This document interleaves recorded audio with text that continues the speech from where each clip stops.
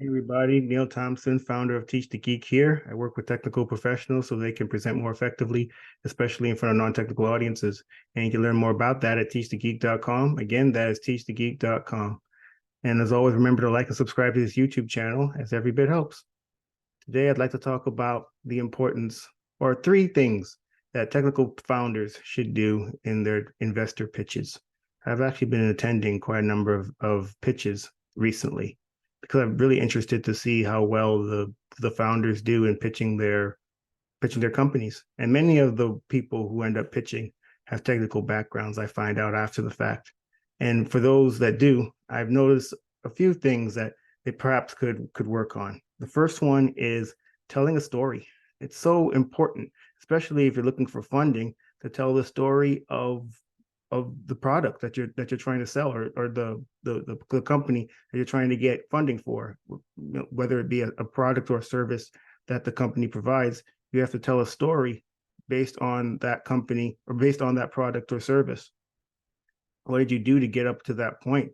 What type of problems is this product or service going to solve? How are people going to feel afterwards?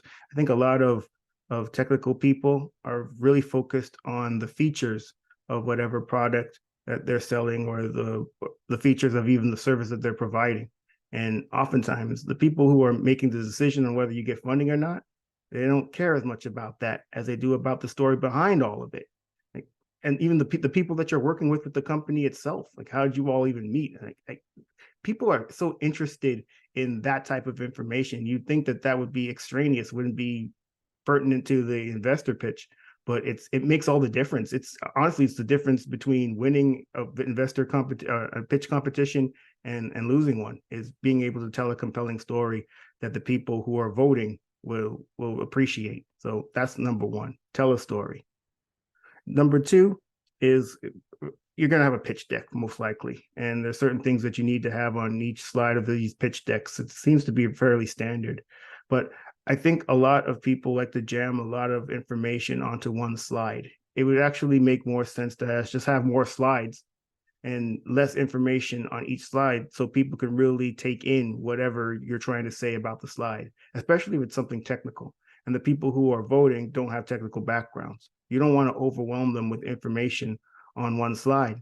You want to make it as easy for them as possible to understand what you're saying. And I think you do that by minimizing the amount of information you have on a slide by using more slides.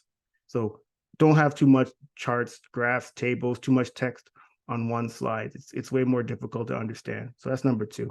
And then number three, it has to do with knowing who is judging the actual competition. I mean, I mentioned I've been attending a lot of pitch competitions recently, and I'm not sure that the people who are pitching do a good enough job of actually finding out, if at all possible anyway, who's actually going to be doing the judging. What's their background? Because if you know their background, you can get a sense on what types of things they're going to be paying attention to in your presentation. If they have a more financial background, you know they're going to be paying attention to the financial numbers. If they have a more technical background, they're going to pay likely more attention to the actual product and its features. So just knowing the backgrounds of the people who are judging you will really help in tailoring what the presentation ends up being, because you can use the same deck everywhere, but I'm not sure that's a great idea. You should really tailor it to the people who are actually going to be judging the competition, or just judging who gets money.